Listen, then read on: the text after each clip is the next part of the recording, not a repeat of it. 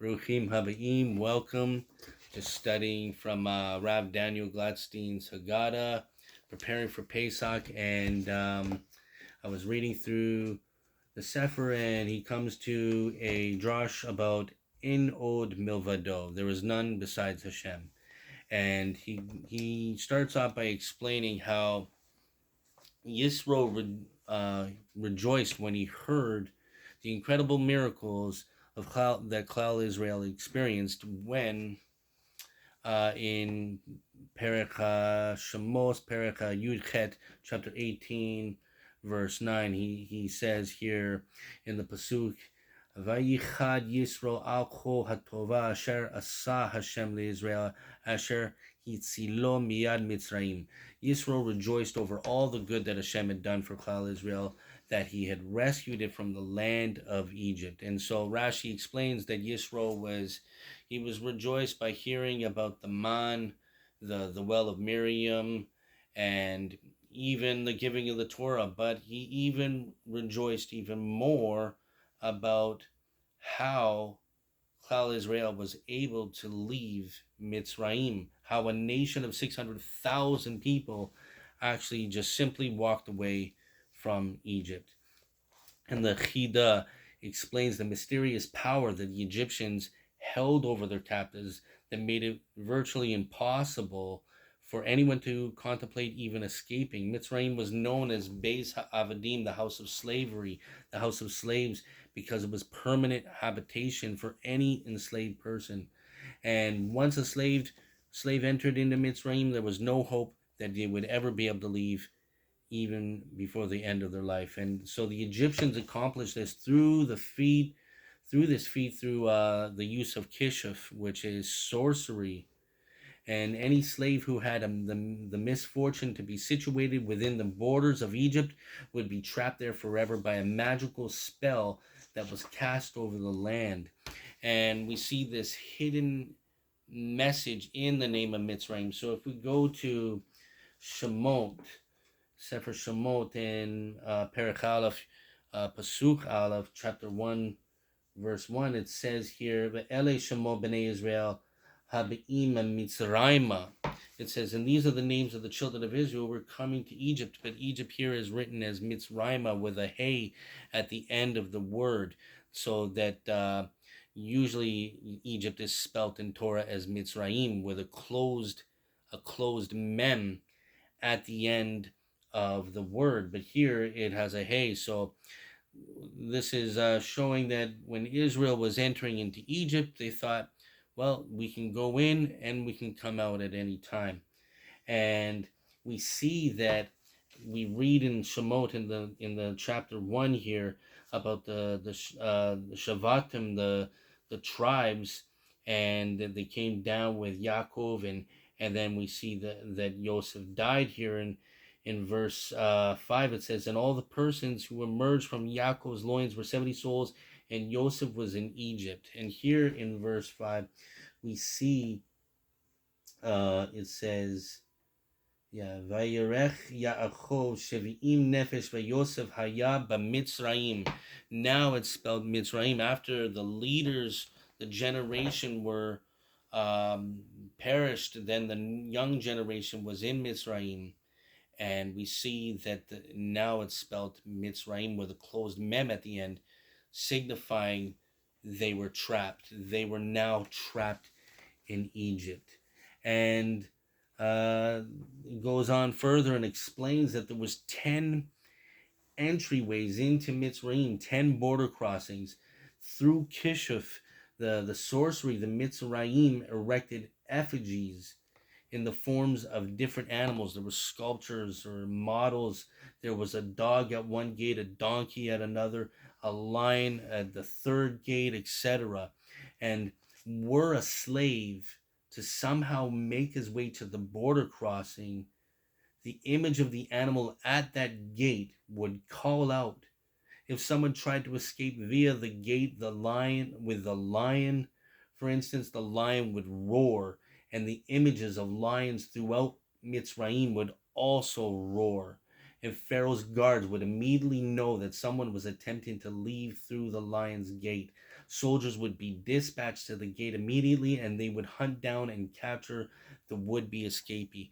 Now, there's a lot of talk on social media, even in Toronto here, that they're planning on doing these 15-minute cities.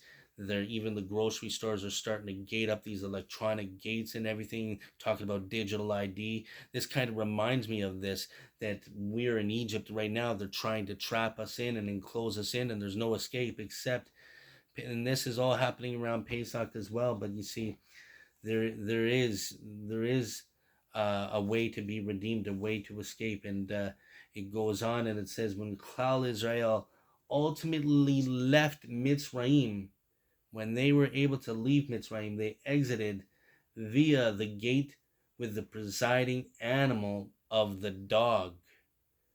As the Pasuk tells us, the dogs miraculously remained silent right here in Shemot. If you go to Shemot chapter 11, verse 7, it says, Ulcho b'nei Israel lo yichratz kelev leshano. That, but against all the Bnei Israel, no dog shall wet its tongue. Even though all of the Bnei Israel exited, none of the dogs barked. And the Midrash Rabbah says that basically by means of sorcery, these gold dogs were programmed to bark whenever anyone would approach, and the sound of the barking could be heard throughout Mitzrayim to a distance as far as one could walk in 40 days. And that's mind-blowing to me. When Moshe Rabbeinu successfully silenced these canines, the Torah relates, but against Bnei Israel, no dog shall wet its tongue. Moshe then called out Yosef, the time has arrived for us to leave Mitzrayim, and we can now fulfill Hashem's oath. It says, Bachod yifchod Elohim eschem, v'ha'alisem es amotzai midzei itchem.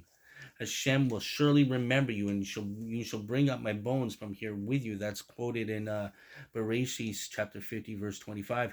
Thus, the Egyptians not only utilized kishuf, sorcery, to trap Klal Israel with their borders, they also utilized it to ensure that Joseph's sacred remains were not removed. So how did the children of Israel, Bnei Israel, overcome this? How were they able to escape?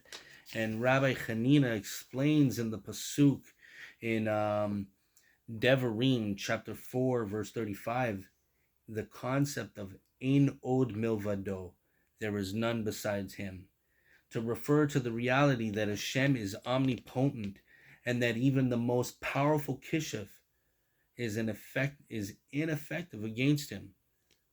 He related that a woman in his neighborhood sought to use kishuf against him. She worked hard to gather the dust that he walked on for the purpose of killing Rabbi Hanina through the use of sorcery. Rabbi Hanina cautioned her that her efforts were in vain, since no kishuf would be able to harm him. Sorcery would be ineffective against a righteous person. As the Pasuk states, Ein Od Milvado, not even the most potent witchcraft poses a threat to Hashem's Tzaddikim. Now the Gemara wonders about the statement that's consistent with Rabbi Yochanan, who taught Kishafim, sorcery, is an acronym for Shemachishin Pamalya Shel Mala, indicating that they're capable of contradicting Hashem's heavenly authority. And this seems to imply that sorcery is in fact a force capable of reckoning even with Hashem. The Gemara concedes that indeed Rabbi Yochanan is correct with his assessment of the power of kishuf. And another thought that just comes to my mind, in the book of Revelation, it also says that most of the world, the nations, will be deceived through sorcery, pharmakeia, which is pretty interesting. Again, we're in the time of Pesach. 3 years ago around Pesach was when COVID hit and the vaccines were being pushed. And I believe there's nothing new under the sun, and I'm taking Pesach very seriously. It's a time of redemption. And the rabbis say the Mashiach could arrive in the time of Nisan. And so David Amelech, he writes in Tehillim 119, 104, it says, Mi pikudecha es vonan al kin sonesi cho orach shacher. From your precepts I acquire understanding, therefore I hate every path of falsehood. And the Rosh Tevos, the initial letters of Mi pikudecha es vonan al, from your precepts I acquire, it says that these initial letters are Ein, Aleph, and Mem, and which this is alludes to the name of Hashem, who is able to conquer sorcery and witchcraft with the phrase Ein Od Milvado. And also we see that in Bereshit 46:4, Hashem says that told Yaakov, when Yaakov and his family were descending into Mitzrayim, it says, Anochi erech imecha memitzrayma, I shall descend with you to Mitzrayim. And these words also have the Rosh Tevos of Mem, Aleph, and Ein, which is Hashem was revealing to Yaakov Avinu the secret weapon with which Klal Israel could defeat the powers of Kishaf and Mitzrayim, Ein Od Milvado. And then this name, with this name, Yaakov's descendants would be able to overcome and triumph over the Egyptian sorceries. And we see, and it's hinted all over the Torah. Even when Moshe took out the bones, it says, Es atzmosai mizeh, when he took out Joseph's bones, it says, these letters also allude to Ein Od Milvado. And Moshe, when he took possession of Joseph's remains, the pasuk states, Vayichach Moshe es atzmot Yosef imo. Moshe et atzmot, again, are the initial letters are Ein Od Milvado. And so when we come to the Haggadah in Pesach, Hashem brought 10 machos, plagues, upon the Mitzrayim. He prepared to free Klal Israel from bondage. And Rav Pinchas Friedman demonstrates that the 10 machos also were unleashed with the power of the name of Hashem. The Haggadah introduces the machos, the plagues, with the introduction Elu Asher Machot, which also have the letters Ein, Aleph, Mem, and that's Ein Od Milvado. And likewise, again, another remez of the Exodus of Ein Od Milvado, we recreate this lesson that Hashem instructed us to eat the matzah and maror at the Pesach Seder. And the brachos we made on these two mitzvot are Al Akilat Matzah and Al Akilat Maror. And these also have the initial letters of Ein Od Milvado. So what is this lesson really teaching us? That no matter what is against us, who can be against us if God is with us? And no matter how grim things look, even if we're being trapped or boxed in, we don't fall. We don't become slaves to Egypt. We don't become slaves to Paro. We trust in Hashem alone. Ein Od Milvado. There is none besides him. And that is the power to overcome and see redemption and hope in the coming of Mashiach. And it comes down to our Muna and just focusing on truth. And that is Hashem. And I thought this was pretty amazing when I learned it, especially about the dogs and the gateway and going through. And I hope you enjoyed it, and I hope everyone is preparing themselves to have a great Pesach and just enjoy the Chag. And yeah, Shavua Tov.